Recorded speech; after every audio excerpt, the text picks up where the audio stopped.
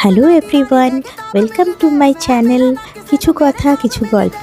আজ কিছু কথা কিছু গল্পের সাথে আমি সুকন্যা তোমাদের কাছে নিয়ে এসেছি ড্রাই ফ্রুট লাড্ডু। ড্রাই ফ্রুটের মধ্যে আমি এখানে ব্যবহার করেছি মাখানা, আলমন্ড, কাজু, কিশমিশ আর খেজুর।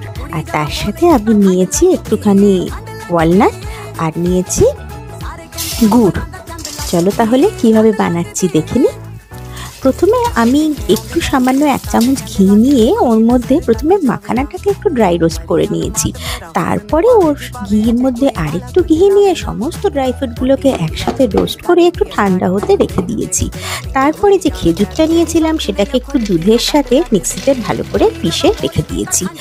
আর তারপরে আরেকটা মিক্সিং জারে আমি যে ড্রাই ফ্রুটসগুলো রোস্ট করে নিয়েছিলাম ঘিয়ের সাথে সেগুলোকে আমি ভালো করে গুঁড়ো করে নিয়েছি। এরপরে কড়াইয়ের মধ্যে সামান্য একটু ঘি নিয়ে ওর মধ্যে খেজুরটা আমি দিয়ে দিয়েছি, খেজুর যেটা বেটে রেখেছিলাম সেটা। আর তার সাথে একটু গুড় দিয়ে ভালো করে নেড়ে ছেড়ে সমস্ত গুঁড়ো ড্রাই ফ্রুট ওর মধ্যে দিয়ে ভালো করে মিশিয়ে নিয়েছি। তার সাথে একটু ছোটো এলাচের গুঁড়ো আর কিছু সিডস আমি দিয়ে দিয়েছি। সব কিছু অ্যাড করে দেওয়ার পরে কিন্তু আমি গ্যাসের ফ্লেমটাকে অফ করে দিয়েছিলাম, যাতে ঠান্ডা হলে এটাকে ভালো করে হাত দিয়ে পাকানো যায় সেই জন্য।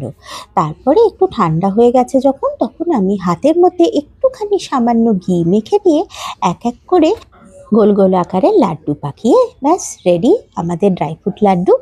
তবে তোমরা এটাকে বরফির আকারেও বানাতে পারো। আমার লাড্ডুর আকারে বানাতে ইচ্ছে করলো তাই আমি লাড্ডুই বানালাম।